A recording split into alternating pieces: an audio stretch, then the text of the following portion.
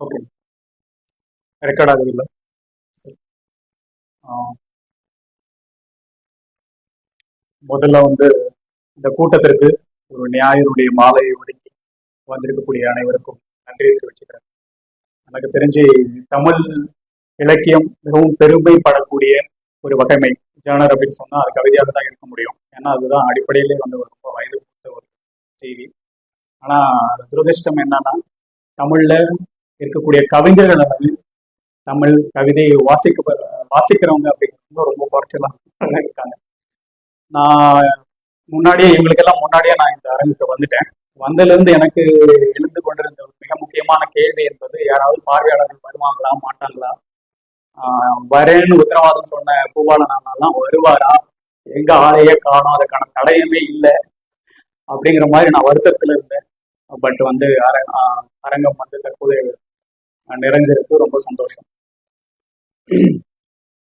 அடிப்படையில வந்து கவிதை வாசிக்கிறவங்க வந்து குறைஞ்சிட்டாங்க அப்படிங்கிற ஒரு தகவலை நான் சொன்னேன். அதுக்கு குறைஞ்சிட்டாங்க அப்படிங்கறது வந்து நேரடியா ஒரு குற்றச்சாட்டு அப்படிங்கிற அடிப்படையில மட்டும் கிடையாது. ஏன் வந்து வாசிக்கிறவங்க குறைஞ்சிட்டாங்க அப்படிங்கிறதுக்கான பின்னணி காரணங்கள் நிறைய இருக்கு. அது என்ன காரணங்கள் அப்படின்னு சொன்னா, கவிதையை நுட்பமாக வாசிக்கக்கூடிய அந்த வாசிப்பு பழக்கம் அப்படிங்கிறது வந்து நமக்கு வந்து தொடர்ச்சியா கையளிக்கப்படுகிறதா அப்படிங்கிற ஒரு கேள்வி இருக்கு. நிறைய பேர் புஸ்தகம் போடுறோம், ஆனா அந்த கவிதையை வந்து எப்படி வாசிக்கணுங்கிறதுக்கான நமக்கு பரிச்சயம் இல்லை.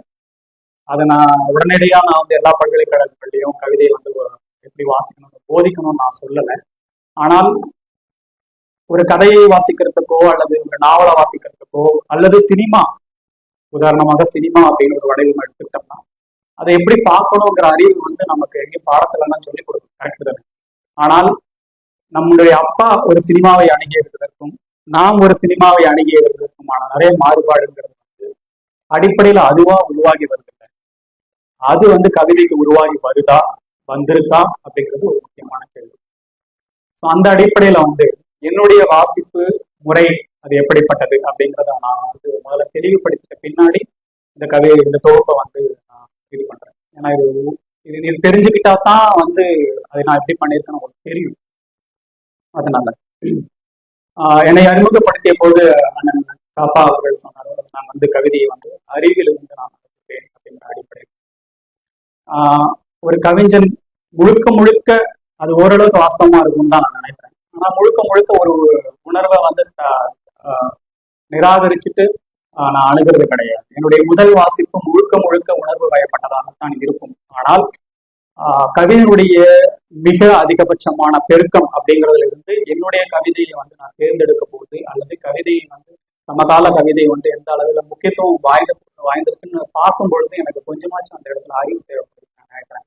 அந்த அறிவுங்கிறது வந்து லிட்டரலா வந்து இட்ஸ் நோயிங், ஒரு ஒரு விளையாட்டினுடைய விதிகளை தெரிஞ்சுக்கிற மாதிரியான ஒரு செஸ் போர்டு நீங்க விளையாட்டுங்க அப்படிங்கிறதோட வந்து நீங்க முதல்ல அதை கத்துக்க கூட அதோட ஆட்ட விதிகள் நீங்க கத்துக்காம உங்களால வந்து அந்த விளையாட்டு விளையாட முடியும். விளையாடிட்டு இருக்கும்போது அந்த ஆட்ட விதிகள் உங்களுக்கு பெருசா உதவாது. ஆனா அது அடிப்படை அந்த ஆட்டம் வந்து ஒரு சுவாரஸ்யப்படுறதுக்கும் அதை முழுக்க முழுக்க அதுல இன்வால்வ் ஆகி அதை வந்து நீங்க தெரிஞ்சுக்கிறதுக்கும் வந்து அந்த இது தேவைப்படும். அதுதான் நான் கிட்டத்தட்ட நான் கவிதை அணுகிற விதம் அல்லது கோட் பண்ண அந்த அறிவுன்னு நான் நினைக்கிறேன். இந்த கவிதையை நான் படிக்கிற பொழுது அல்லது எந்த தொகுப்பை நான் எடுத்துக்கொள்ள போது சில விஷயங்களை வந்து நான் அடிப்படையாக வச்சுக்கிறது வழக்கம். ஒண்ணு, அந்த கவிதை நான் படிக்கக்கூடிய என்னுடைய வாசிப்பு வித்தின் த போட், உங்களுடைய வாசிப்புல அது வேறுபடும். என்னுடைய வாசிப்புல அது வந்து சமகால தன்மையுடன் இருக்குதா, அதே போல அதனுடைய மொழி அப்படிங்கிறதும் வந்து எந்த வகையில சமகால கவிதைக்கு பங்களிப்பு செய்வதாக இருக்கிறது அப்படின்னு பார்க்கிற தன்மை இருக்கு. அந்த அடிப்படையில வந்து சம்யுக்தா மாயாவினுடைய தீன் என்ற பாதங்களாகட்டும் சரி, அதுக்கு முன்னாடி எனக்கு ஒரு கவிதை யாரை பத்தி பேசினாலே அவங்களுடைய முழு படைப்புகளும் ஓரளவுக்கு படிச்சுட்டு ஒரு அனுமானத்துக்கு வரக்கூடியதுதான் என்னுடைய ஆய்வு மரபு கூட. அந்த வகையில டல்ஹவுசியின் ஆரஞ்சு இரவையும் நான் படித்தேன், அதே போல தீன் என்ற பாதங்களையும் நான் படித்தேன். இந்த பேச எடுத்துக்கிற தலைப்பு தீன் என்ற பாதங்கள். இதுல செயல்படக்கூடிய கவிதையினுடைய மனம், அது எந்த அளவுக்கு அதனுடைய மொழி வளம் வந்து எப்படி இருக்கு, அதுதான் நான் பார்க்க போறேன் சம்யுக்த மாயாவினுடைய கவிதைகள்ல நான் பார்க்கிற விஷயம் அப்படிங்கிறது ரெண்டு வகையில இருக்கு. ஒண்ணு காசி சார்ந்த கவிதைகளாகட்டும், அதுக்கு முன்னாடி இருக்கக்கூடிய கவிதைகளாகட்டும். இந்த ரெண்டுமே வந்து அடிப்படையில வந்து ஒரு ஆப்போசிட் ஜெண்டர்னு சொல்லலாமா?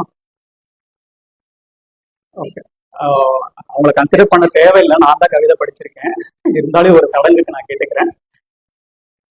ஒரு இணைய ஒரு இணை அல்லது ஒரு ஆண், ஏன்னா இந்த கவிதையில நான் வந்து தனிப்பட்ட முறையில ஆணைத்தான் நான் பார்க்கிறேன். அந்த ஒரு ஆண், அந்த ஆண் இருக்காரு, ஆனா அவருக்கும் இந்த கவிதைக்கும் பெரிய தொடர்பு கிடையாது. அவர் பாட்டுக்கு இருக்காரு.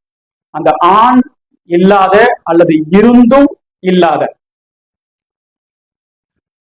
வரக்கூடிய தனிமை, வெறுமை, காத்திருப்பு, அதையெல்லாம் தான் வந்து முதல்ல கவிதைகள்ல பல இடங்கள்ல மாறும். ஆக ஒரு ஆண் இல்லாத தனிமை எப்படிப்பட்டதாக இருக்கும், ஒரு ஆண் இல்லாத காத்திருப்பு அது எப்படிப்பட்டதாக இருக்கும், ஒரு ஆண் இல்லாத வெறுமை அது எப்படிப்பட்டதாக இருக்கும் அப்படிங்கிற மாதிரியாக இந்த கவிதைகள் எல்லாம் மெதுமோ ப்ராசஸ் ஆகி அது என்ன ஆகுதுன்னா, ஒரு ஸ்டேஜ்ல ஒரு ஆண் காமத்திற்கு தேவையில்லாத ஒரு ஆணாக அல்லது காமம் தேவைப்படாத ஒரு உடலாக, இதுக்கெல்லாம் எவிடன்ஸ் போயிட்ரியில இருக்கு. போயிட்ரி பத்தி பேசும்போது ஒரு இது என்னன்னா, உடனே அதெல்லாம் கோட் பண்ணி பேச முடியாது. கண்டிப்பா நீங்க வந்து கவிதை தொகுப்பு பத்தி படிச்சீங்கன்னா இது எல்லாமே புரியும். இந்த உணர்வுகள் கொஞ்சம் கொஞ்சமா மாறி அவர்களுடைய தனிப்பட்ட வகையில அவங்க மேற்கொண்ட காசி பயணத்திற்கு பிறகு எப்பவுமே வந்து இது ஒரு ட்ரூத் தான். எந்த அளவுக்கு நீங்க வந்து ஒரு உடம்பை நோக்கி நீங்க போறீங்களோ அதே அளவுக்கு அந்த உடம்பை மறுக்கக்கூடிய ஒரு இடத்துக்கு அல்லது ஒரு ஸ்பிரிச்சுவல் நீடுக்கு போகக்கூடியது வந்து ஒரு ப்ராசஸா எல்லாருக்கும் நிகழக்கூடிய ஒன்று. அது இந்த கவிதை தொகுப்புல ரொம்ப ஸ்தூலமா அது நடந்தது. அதுதான் முன்னாடி இருக்கக்கூடிய கவிதைகளுக்கும் பின்னாடி காசி கவிதைகளுக்கும் நடந்த ஒரு வேரியேஷன் சொல்லிட்டு. அடுத்து நான் இப்ப பேசின விஷயங்களுக்கு கொஞ்சம் கொஞ்சமா உதாரணங்கள் மட்டும் நான் பேசுறேன். நீங்கிய பின்னரே திருவிழா இரவொன்றில் வானில் நிகழ்ந்து மறையும் வண்ணமயமான வான வேடிக்கை என சம்பவித்து முடிந்து விடுகிறது உன் வருகையில் பிரிவும். வெகு தூரம் அனுப்பிவிட்டிருக்கும் வளர்ப்பு புறா ஒன்றில் திரும்புதலுக்காக உள்ளங்கையில் அது பொதிந்திருந்த கதகதப்புடன் காத்திருப்பதைப் போல எதிர்நோக்கி இருக்கிறேன் நீ மீண்டு வருவதை. நீ விட்டு சென்றிருக்கும் வெறுமை ஒரு திட பொருள் என உருகொள்கிறது. உண்மையில் நீ நீங்கிய பின்னரே தொடங்குகிறது உன்னை தீண்டுதல் அப்படின்ற கவிதை. பொதுவா நீங்க கவிதைகள்ல ஒரு உடம்புடைய அவசியம் அல்லது தீண்டுதல் எப்போ நிகழும்னா ஒருத்தருடைய இருப்புலதான் அது நிகழும். ஆனா நவீன மனத்தினுடைய நவீன ஒரு பர்சனாலிட்டியுடைய தீண்டுதல் அப்படிங்கிறது வந்து என்னவாக இருக்கிறதுனா, பிசிக்கலா இல்லாம அவங்க நீங்கின பின்னாடி இருக்கக்கூடிய வர்ச்சுவல் ஆர் பிசிக்கல் கிடையாது. அது ஒரு நினைவிலிருந்து ஒரு மெமரியிலிருந்து தீண்டக்கூடிய ஒரு விஷயமாக இருக்குது. அந்த தீண்டனுக்கு பின்னாடி என்னென்ன நடக்குதுங்கிறது வந்து நிறைய கவிதைகள்ல சொல்லிக்கிட்டே இருக்காங்க.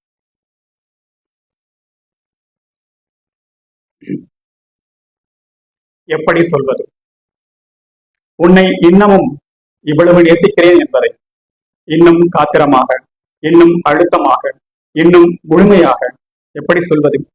வற்றி கொண்டிருக்கும் ஒரு கிணற்றின் ஆழத்தில் எஞ்சியிருக்கும் ஒரு கைநீரை மீன் பெருவேட்கையுடன் நேசிப்பது போல் என்றான். உன் பிரிவை எதிர்நோக்குவது எவ்வளவு பதைபதைப்பு, எவ்வளவு அஞ்சுதல், எவ்வளவு கையறு நிலை என்பதை எப்படி சொல்வது? பேய்மழைக்கு ஒதுங்கிய இரு குகையினுள் பசும் பழுப்பு நிறத்தில் ஒளிரும் கொடிய விலங்கொன்றில் கண்களை காண்பது போல் என்றான்.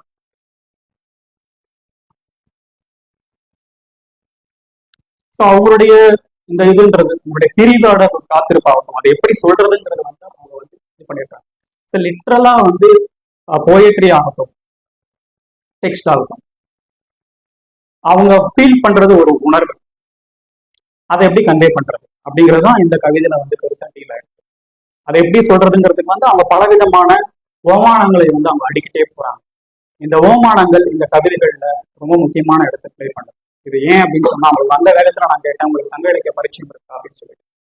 சங்க இலக்கியங்கள்ல பெரும்பாலும் பேசக்கூடிய அகப்பாடல்கள் முழுவதுமாக ஒரு உணர்வை பருப்பொருளினுடைய உபகாரத்துல வந்து அதை வந்து கடத்துறது. ஏன்னா உணர்வா சொன்னான், நான் வந்து அவங்க போயிட்டேன், எனக்கு ரொம்ப கஷ்டமா இருந்தது, அவங்களுக்கும் கஷ்டமா இருக்கும், துரைக்கும் கஷ்டமா இருக்கும், எனக்கும் கஷ்டமா இருக்கும்.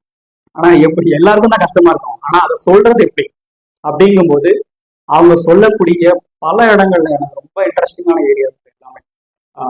ஒவ்வொரு இடத்துலயும் அவங்க வந்து இது பண்ணிட்டு இருக்காங்க. ஃபார் எக்ஸாம்பிள், எப்படி சொல்வதுன்றதான் அவங்களோட கேள்வி.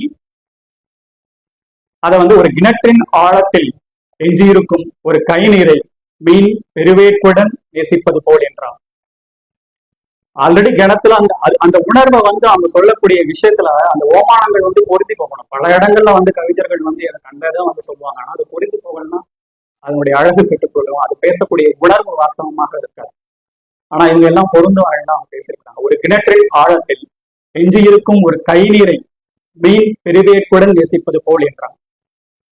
அந்த உடல், அந்த உயிர் அல்லது அந்த ஆண் அப்படிங்கிறது ஒரு கடல் கிடையாது, ஒரு கடலை நேசிக்கக்கூடிய மீன் கிடையாது, இல்லைங்களா? அவனை பத்தி சொல்லலாம், ஏதோ ஒரு டிஸ்கிரிப்ஷன் சொல்லலாம். அதை வந்து இந்த லிட்ரேச்சர்ல வந்து ஒரு ஓமையா வந்து ஒரு ஒப்புமைப்படுத்தி அவங்க ஒரு விஷயத்த சொல்றாங்க. ஒரு கிணற்றின் ஆழத்தில், ஒரு பெரிய கிணறு அதோடைய ஆழம், ஆனா அந்த கிணற்று வந்து ஃபில்லா கிடையாது, தண்ணியே கிடையாது. எஞ்சி இருக்கும் ஒரு கை நீரை மீன் பெருவேட்கையுடன் நேசிப்பது போல் என்றார். உன் பிரிவை எதிர்நோக்குவது எவ்வளவு பதைப்பதைப்பு, எவ்வளவு அஞ்சுதல், எவ்வளவு கையெழு நிலை என்பதை எப்படி சொல்வது? பேய்மலைக்கு ஒதுங்கிய இரு குகையினுள் பசும் பழுப்பு நிறத்தில் ஒளிரும் கொடிய விலங்கொன்றின் கண்களை காண்பது போல் என்றார். அப்ப என்ன ஆகுதுன்னா, அவங்க சொல்ல வரக்கூடிய உணர்வை அவங்க வந்து கன்வே பண்றாங்க. அட் த சேம் டைம் அதை போயட்டிக்கா அவங்க சொல்றாங்க. அதுதான் இந்த கவிதைகளுடைய வெற்றின்னு நான் நினைக்கிறேன். வெற்றிங்க ரொம்ப லிட்டரலா எடுத்துக்காதீங்க, நாளை பின்ன ஃபேஸ்புக்ல எழுத வேண்டாம்.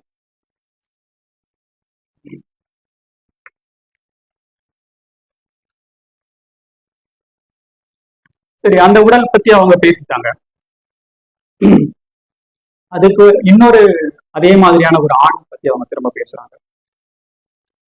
தனி சேற்று வயலில் இரையெடுத்து கொண்டு அந்தி வானில் மறையும் வெண்கொக்கு கூட ஏனோ உன்னைத்தான் நினைவுபடுத்துகிறது. இதோ இந்த மனோரஞ்சித மரத்தடியில் தனியே நிற்கும் எனக்கு மாறிக்கொண்டே இருக்கும் இம்மலர்களின் வாசத்தை தவிர வேறு துணை ஏதும் இல்லை. கவியும் இப்பிறவு வெறுமையான நத்தை கூடென அவ்வளவு துயர் மிகுந்ததாக இருக்கிறது. பற்பல வலசை பருவங்களுக்கு, இந்த இடம் ரொம்ப முக்கியமான இடம், பற்பல வலசை பருவங்களுக்கு முன்னிகழ்ந்த ஒரு கலவி எத்தனை காலத்திற்குத்தான் துணை கொள்ள முடியும்? நள்ளிரவில் பசியோடு அலரும் அடர்வனத்து கொற்றவைக்கு குருதி பழியிற்று வெகு நாளாயிற்று.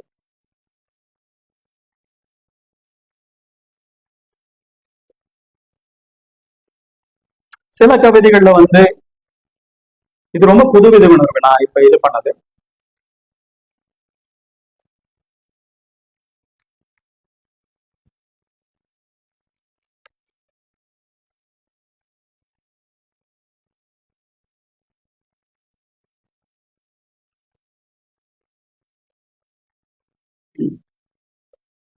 இப்போ ஒரு பர்சனோட பிரசன்ஸ் அவங்களுக்கு தேவைப்படுது. ஒரு இடத்துல அந்த பர்சனோட கொண்ட கலவையை வந்து அவங்க ஞாபகப்படுத்திட்டு இருக்கிறாங்க, அது தேவைப்படுது. அட் த சேம் டைம் அவங்களுக்கு சில இடங்கள்ல உடலே தேவைப்படலாம், அல்லது தேவைப்பட்டாலும் அந்த இடத்துல அவங்களுக்கு வந்து காமம் தேவைப்படலாம். உடலோடு கிளத்தல் அப்படின்னு ஒரு கவிதை இருக்கு. கண்மண் தெரியாமல் இப்பாலை நிலத்தில் வெகு தூரம் ஓடி வந்து விட்டேன் நண்பா. இந்த ப்ராசஸ் எல்லாம் நடந்து இது நடக்கக்கூடிய விஷயம். ஈர வாசம் பிடித்து கொண்டு இந்த கிணற்றடிக்கு வந்தால் என் நெறி விழிகளும் நீர்ப்பரப்பில் மிதந்தபடி வெறித்து பார்க்கின்றன என்னை. இதுக்கு அடுத்துதான் முக்கியமான வரி.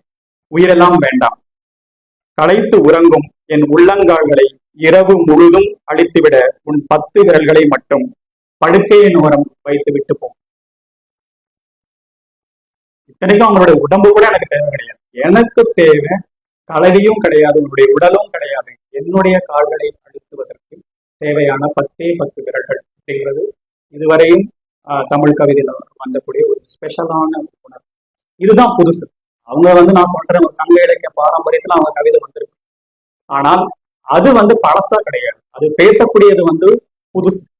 இந்த புதுசா அவங்க டாக்குமெண்ட் பண்றதுலதான் அவங்க வந்து அந்த கவிதைகள் வந்து ஆஹ் வெற்றி அடைஞ்சிருக்குன்னு நான் சொல்றேன்.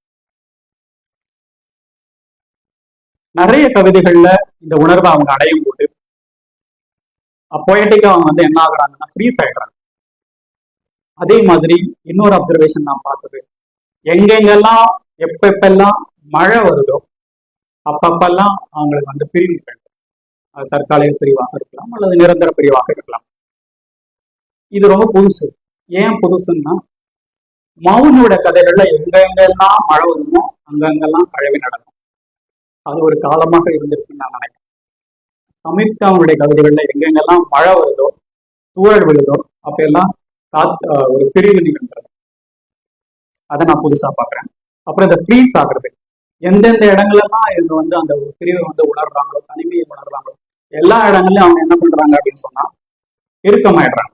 நிறைய இடங்கள்ல அதுக்கான வரிகள் வந்து தொடர்ந்து இந்த கவிதைகள்ல வந்துட்டே இருக்கு. அதுக்கு ஒரு சின்ன உதாரணம் அப்படிங்கிறது அறிதுயில் அப்படின்னு சொல்லி. அறிதுயில்னா என்னன்னா, உங்களுடைய வாழ்க்கையை வந்து வாழ்நாட்களை வந்து சமாளிக்க முடியாத நேரங்கள்ல கவனம் தூங்கிடுறது. தூங்கிட்டா என்ன ஆகும் அப்படின்னா, வாழ்க்கையை கொஞ்சம் எக்ஸ்டெண்ட் பண்ணிக்கலாம். அந்த பனி பிரதேசங்கள்ல அப்படித்தான் நடக்கும். அதுதான் அறிதுயல்னு சொல்லி அது ஒரு கவிதையில அறிதுயல்னு ஒரு கவிதை.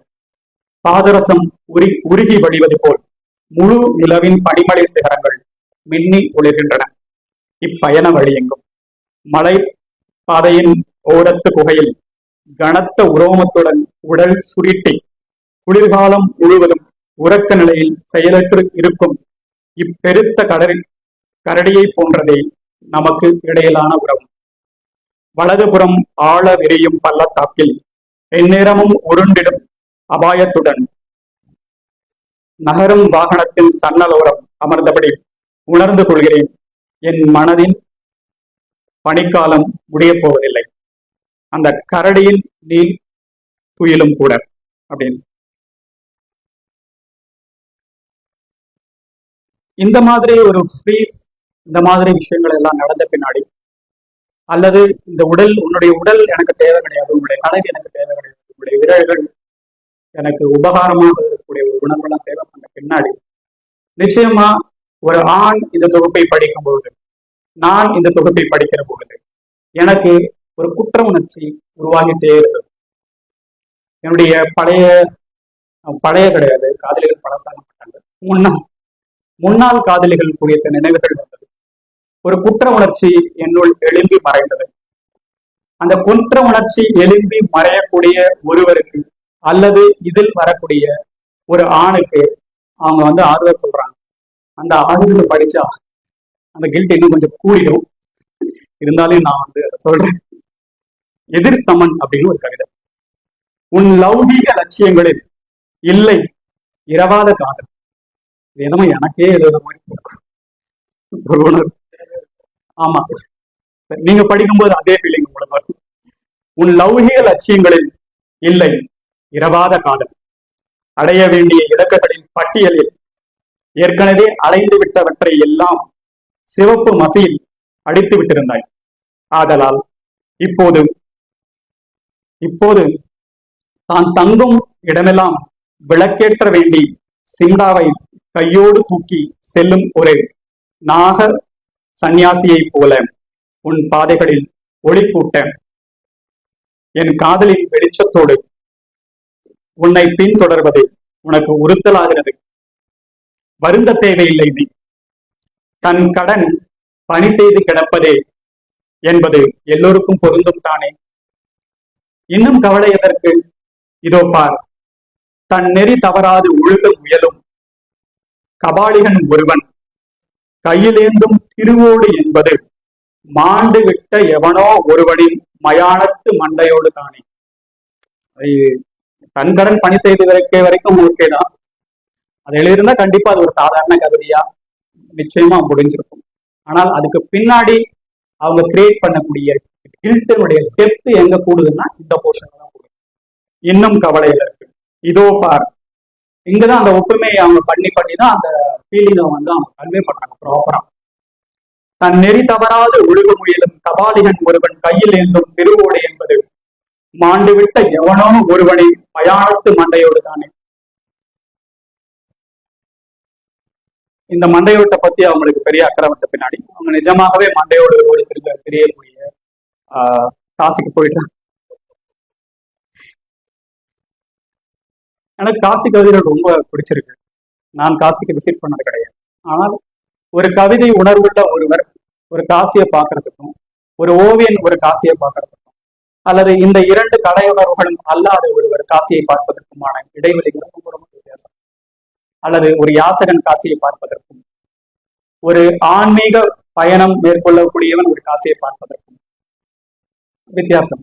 அதுதான் நான் இப்போ எல்லாரும் பார்க்கக்கூடிய விஷயங்கள் மாறுபட்ட இடத்துல தான் ஒரு ஃபார்ம் வந்து உங்களுக்கு உருவாகுது.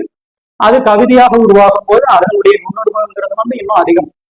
அந்த நுண்ணுணர்வுகள் எல்லாம் இந்த கவிதையில எனக்கு ஒரு பிடிச்ச கவிதைகள் அப்படின்னு சொல்றது. ஏன் முதல் கவிதைகள் பிடிக்கலையா அப்படின்றது கிடையாது. அது என்னதான் அது புது உணர்வுகளையும் புது தளங்களையும் அது அட்ரஸ் பண்ணியிருந்தாலும் கூட காசி கவிதைகள் அதை தாண்டி வேற விஷயத்துக்கு அது போகுது. அந்த டிராவல்ல அது நடந்திருக்கக்கூடிய விஷயம் இதுவரையும் இந்த விஷயங்களுக்குள்ளே இருந்த ஒருத்தர் திடீர்னு காசிக்கு போகும்போது அந்த கவிதைகள் மாறி இருக்கக்கூடிய இடங்கள் வந்து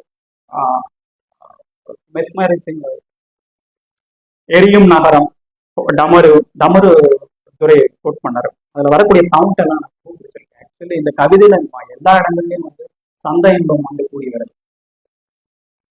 காசியின் பசுக்கள் அப்படின்னு ஒரு நல்ல கவிதை இருக்கு. படகு அதுல காட்சி 1, காட்சி 2, காட்சி 3 அப்படின்னு கவிதைகள் இருக்கு. மணிகர்ணிகா அப்படின்னு இருக்கு. புதிர்த்தெருக்கள் அதிலே காட்சி 1, காட்சி 2, தீன் என்ற பாதம், அன்னபூரணி அப்படின்றதெல்லாம் இருக்கு. நான் ஒரு 2 கவிதையை மட்டும் நான் சொல்றேன்.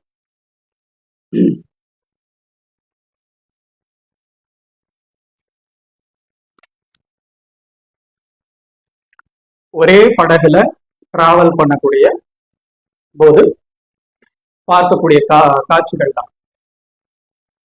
அது காட்சி 1, காட்சி 2, காட்சி 3ங்கும் போது பாருங்க விஷயம் வேற இல்லை. அதை எப்படி அவங்க டாப் பண்ணிருக்காங்கன்னு நான் 3 கவிதை இருக்கு. நான் 2 கவிதை படிச்சு காமிக்கிறேன். படகு காட்சி 2. துடுப்புகள் நீரில் துளாவும் தாள இசையில் உருவாகும் நுரை சுழல்களில் லயித்திருக்கும் என் கவனம் திரும்பி எதிர் திசையில் நகரும். வேறொரு படகிலிருந்து கையசைத்து செல்கிறார் என்னை போலவே இருந்த இன்னொருத்தி. மறுநாள் அதே படகில் அதே இடத்தில் பார்த்து கொண்டோம். படகின் பக்கவாட்டில் திரும்பி நீரை அள்ளி முகத்தில் அடித்தவாறு கேட்டார், நாம் முன்பே சந்தித்திருக்கிறோமா என. சந்திப்பு நிகழ்ந்தது, ஆனால் இந்த நதியில் இல்லை என்றேன். புருவங்களிலிருந்து கண்களுக்கு இறங்கும் நீரை துடைத்தபடி சொன்னான், ஆம், சந்தித்தவர்களும் நாம் இல்லை என்று. காலமற்ற நதியில் பால்வெளியில் பாய்கிறது சகலத்தையும் பார்த்தபடி. காட்சி 3. இது வேற கவிதை. கங்கை கரையில் நடக்கும் மாலை நேர ஆராதனையை நதிப்பரப்பில் நிறுத்தப்பட்டிருக்கும் பல படகுகளிலிருந்து தரிசித்த ஜனத்திரள் கலைந்து செல்கிறது. கூடடைய செல்லும் பறவைகள் போல. எனக்கு முன்னே 100 படகுகள், எனக்கு பின்னே 100 படகுகள். நான் இருக்கும் படகை கடந்து அடுத்த படகிற்கு கைகள் பிடித்தவாறு தாவி செல்கின்றனர் ஒரு கணவனும் மனைவியும், ஒரு தகப்பனும் மகனும். நதியின் குளிர்காற்று காதில் கிசுகிசுக்கிறது. மாயா, அவர்கள் கரம் பற்றி செல்வது எத்தனையாவது பிறப்பில் எத்தனையாவது உறவென்று அறிவாயாம். படகு தாண்டி கரையை அடைய முயல்வது போல் பிறவி தாண்டி நீ கடக்க துணிவது எதை என சற்றென்று அருந்து போகிறது பாச கயிற்றின் பிணைப்பும் பயமும். நதியின் இருள்மடியில் பூக்களுக்கு மத்தியில் மிதந்து செல்கிறது ஒரு தீபத்தின் சிறிய வெளிச்சம் ஒன்று.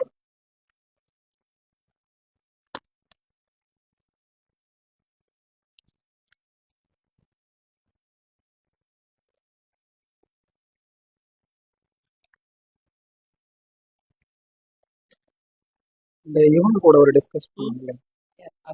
ஆமா, ஓகே.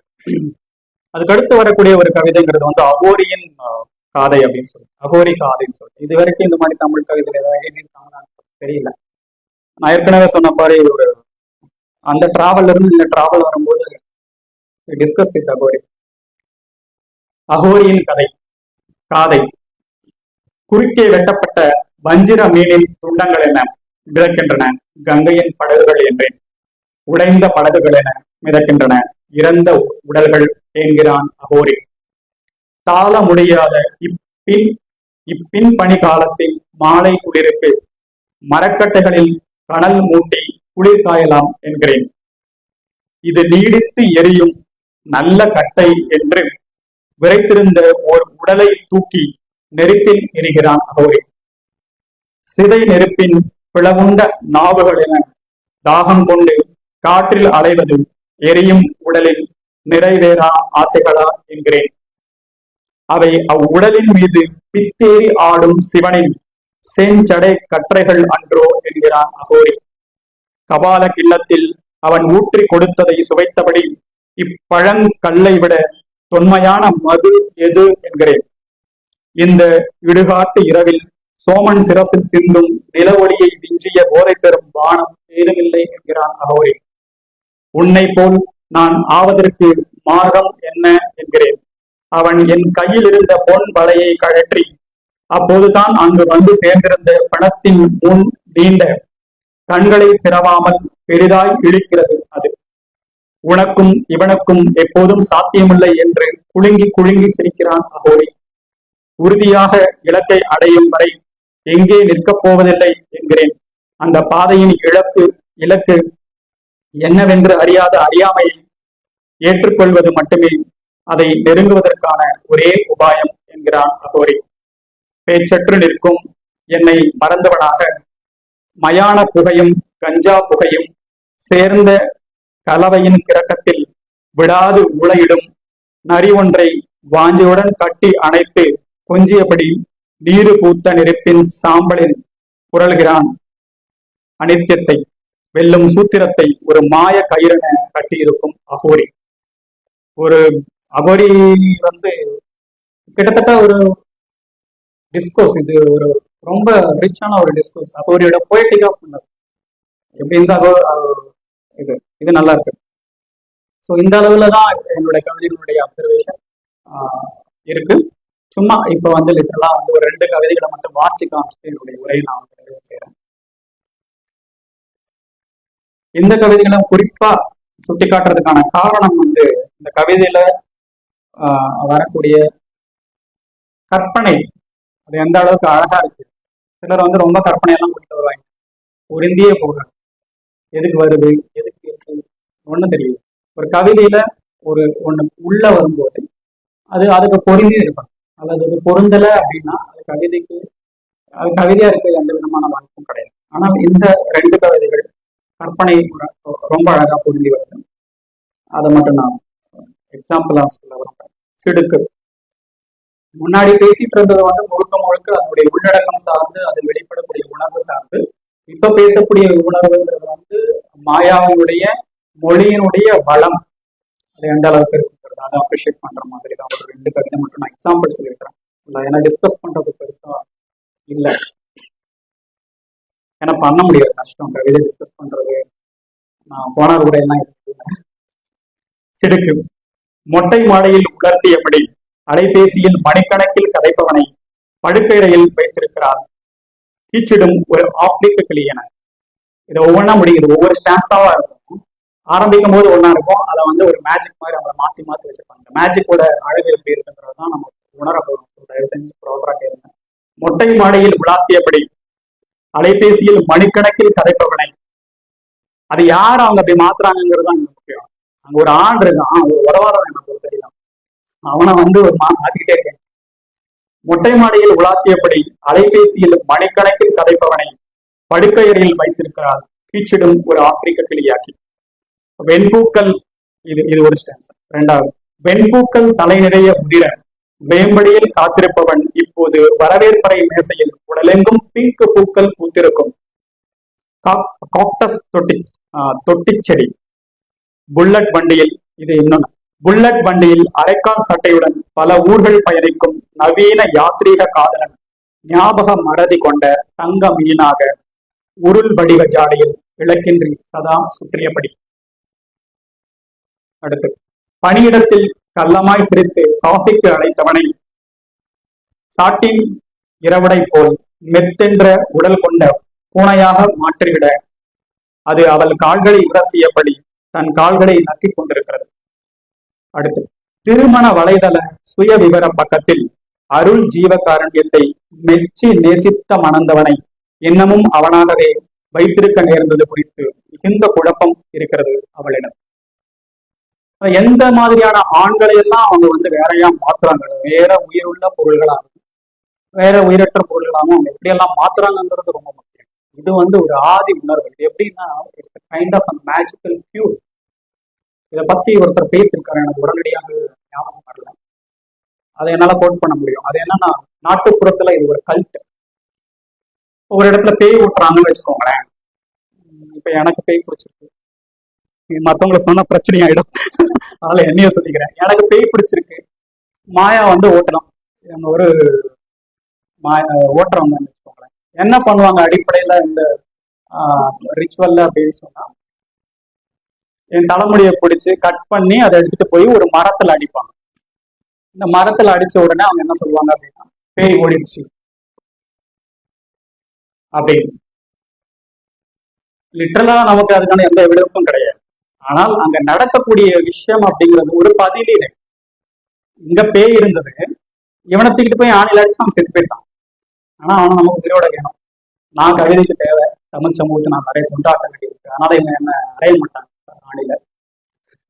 ஆனா என்னுடைய மயில கத்தையை எடுத்துட்டு போய் ஒரு இடத்துல ஆணில அடிச்சு வச்ச உடனே பேய் ஓடிருச்சு அப்படின்னு சொன்ன உடனே நிஜமா எனக்கு ஓட்டுருச்சு. இது ஒரு நாட்டுப்புறத்துல பேய் ஓட்டக்கூடிய ஒரு இடம். இங்க நடக்குறது ஒரு ஒரு ரீப்ளேஸ். எங்க எங்க எல்லாம் ஒரு மனுஷன் இருக்கிற இடத்துல அவனுக்கு குரல் ஒடுக்கப்படுதோ, பல நாட்டார் கதைகள்ல நடக்கக்கூடிய விஷயம். அவங்களை எல்லாம் மிருகமா மாற்றி படம் பார்க்க ஆரம்பிச்சாங்க. பழைய விட்லாச்சாரியார் படம்லாம் பார்த்தோன்னே குரங்கா மாதிரி அப்படின்னு மாறிடும். எனக்கு கூட ரொம்ப அந்த விட்லாச்சாரியார் படம் பார்க்கும்போது எனக்கு இந்த மாதிரி வந்துச்சுன்னா ஒவ்வொருத்தரையும் ஒவ்வொன்றா மாத்தி நான் உட்கார வச்சுட்டு என்ஜாய் பண்ணிக்கிட்டு இருக்கேன். அந்த மாதிரிதான் இங்க மாத்துறாங்க. அது என்னென்னவா மாத்துறாங்க, யார மாத்துறாங்க, எந்த உணர்வுள்ள ஒரு ஆடவனை இவங்க இந்தந்த மாதிரியா மாத்துறாங்க, என்னென்னவா மாத்துறாங்க அப்படிங்கிறது எனக்கு ரொம்ப அழகான கதை. எனக்கு ரொம்ப பிடிச்சிருக்கு. இன்னொரு கதை தான்.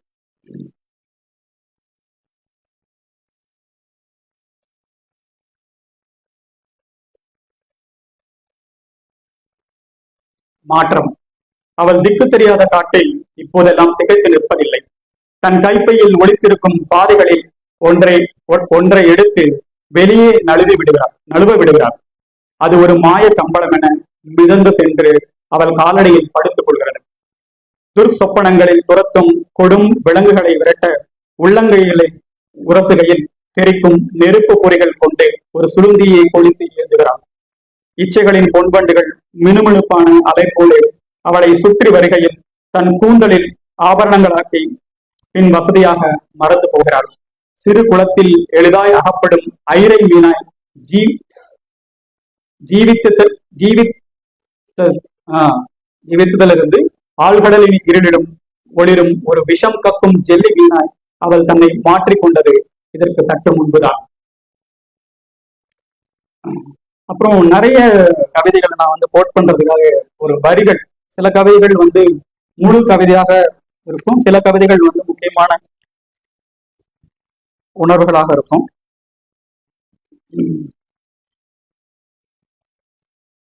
அந்த மாதிரி சில வரிகள் உண்டு.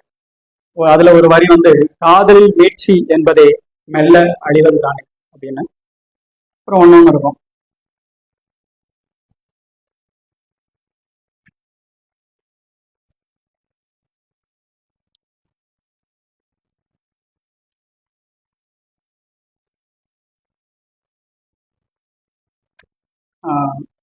எதுவுமே இடம் மாறாத வீட்டில் தனிமை மட்டும் மாறி மாறி எல்லா இடங்களிலும் அமர்கிறது.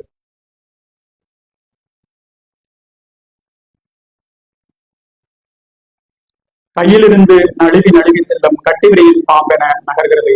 எனக்குள்ளே ஓடும் நதியில் இருந்து வெளியே துள்ளும் மீன்களை என்னதான் செய்வது நான்?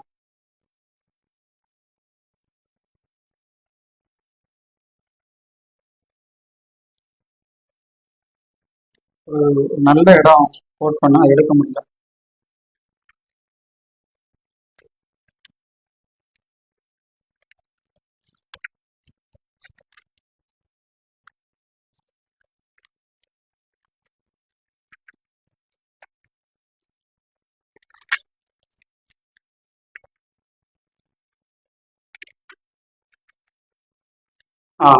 இந்த ஒரு கோட் பண்ற. அடுப்பில் இருந்து பழைய சாம்பலை அகற்றி புதிய விறகுகளை ஊட்டுவது போல் மிச்சமிருக்கும் நாட்களை கடத்த வழக்கம் போல் வேறு கவலைகளை எரிக்க துவங்கும். இந்த அளவுல வந்து என்னுடைய கவிதை இந்த தொகுப்பு சார்ந்த என்னுடைய அப்சர்வேஷன்ஸ் நான் சொல்லியிருக்கேன். இதில் விமர்சனத்திற்கு எதுவும் இல்லையா அப்படிங்கிறது முக்கியமான கேள்வி. அதை பத்தியான டிஸ்கஷன்ஸ் கண்டிப்பா இருக்கணும். ஆனா இப்போதைக்கு அதை நான் வந்து சூஸ் பண்ணல. ஆனாலும் அடுத்தடுத்த கவிதைகள் தொகுப்புகள்ல வரும்போது ஒரு சில விஷயங்களை அவர் கவனத்தில் கொண்டால் அது வந்து இதுவா இருக்கும். என்ன அப்படின்னு சொன்னா, தீனின்ற பாதம் தனியாக தொகுப்பாக படிக்கும் போது அது தரக்கூடிய ரெஃப்ரெஷ்மெண்ட் அப்படிங்கிறது வந்து டல்ஹௌசின் ஆரஞ்சு இரவோட கனெக்ட் பண்ணி தொடர்பு படுத்தி படம் வரும்போது என்ன ஆகுதுன்னா ஒரு ரிப்பீட் மோடு வருது. அது காசியை மட்டும் நீங்க நீக்கிட்டீங்கன்னா அது இருந்திருக்காரு. இது வந்து தனிப்பட்ட முறையில் அடுத்தடுத்த தொகுப்புகளுக்கானது. அப்படி படிக்கும்போது அந்த உணர்வு ஏற்படுது. அதை வந்து இது பண்ணணும். அதுக்கு அடுத்து வரக்கூடிய விஷயமாக பொலிட்டிக்கல் சென்ஸ் ஆஃப் போயம் அப்படின்னு வரும்போது என்னன்னா, இந்த ஆண் கட்டாயம் இதில் வரக்கூடிய ஆண் அப்படிங்கிறது வந்து குற்றச்சாட்டுக்கு உட்பட வேண்டியவன் தான். ஏன்னா அந்த அதுதான். ஆனாலும் அவனுக்கு ஏதாவது ஒரு குரல் இருக்குமோ அப்படிங்கிறது ஏதோ ஒரு இடங்கள்ல சில இடங்கள்ல தொட்டி காட்டியிருந்தா அந்த கவிதை வந்து பொலிட்டிக்கல் கரெக்ட்னஸோட பார்க்கும் பொழுது தேவையில்லை. ஒன் கேஸ் பார்க்க விருப்பப்படுறவங்களுக்கு அது இருந்திருந்தா இன்னும் முழுமையான ஒரு கலெக்ஷன் இருக்கிறதுக்கான சாத்தியங்கள் அதிகமாக இருக்கும் அப்படிங்கிறது. இந்த வகையில வந்து குப்பத்துல இருந்து ட்ரெயினை கஷ்டப்பட்டு வந்து தேவடு காப்பத்துக்கு ஏதாவது ஒரு வகையில பேசியிருக்கேன்னு நம்புறேன். கட்டாயம் வந்து உங்களுடைய உரை சார்ந்த விமர்சனத்தை நீங்க கட்டாயம் எனக்கு தரணும். ஏன்னா நிறைய நான் எழுதும்போதும் பேசும்போது எனக்கு சின்ன வருத்தம் என்னை பத்தி நான் பேசுறதை பத்தி என்னை பத்தி கிடையாது, பேசுறதை பத்தி கொஞ்சம் கன்வே பண்ண மாட்டாங்களோ அப்படிங்கிற மாதிரி எனக்கு ஒரு சின்ன வருத்தம் இருக்கு. வேணா நீங்க வீடியோல கட் பண்றீங்க. தயவு செஞ்சு இந்த உரைக்கான என்ன சொல்றது எதிர்வினையை வந்து இந்த கட்டாயம் தரணும்னு நான் வேண்டிக்கிறேன். இந்த வகையில் இதுகாரம் பொறுமை காத்து என்னுடைய உரையை செயல்படுத்த அனைத்து வாசக நண்பர்களுக்கும் அந்த கவிதையை வந்து நான் அவர் அனாமத்தா தெரிஞ்சிருக்கக்கூடிய ஜீவியை பத்தி ஒரு கூட்டம் தான் அரேஞ்ச் பண்ணி ஒரு வசதியை ஏற்படுத்தி கொடுத்த எதிர் வெளியிட்டிருக்கும் அண்ணன் அனுஷருக்கும் அண்ணன் காப்பா அவர்களுக்கும் என்னுடைய நன்றியை நான் தெரிவித்துக் கொள்கிறேன். கவிதையின் நிமித்தமாக மிக மிக நன்றி. வணக்கம்.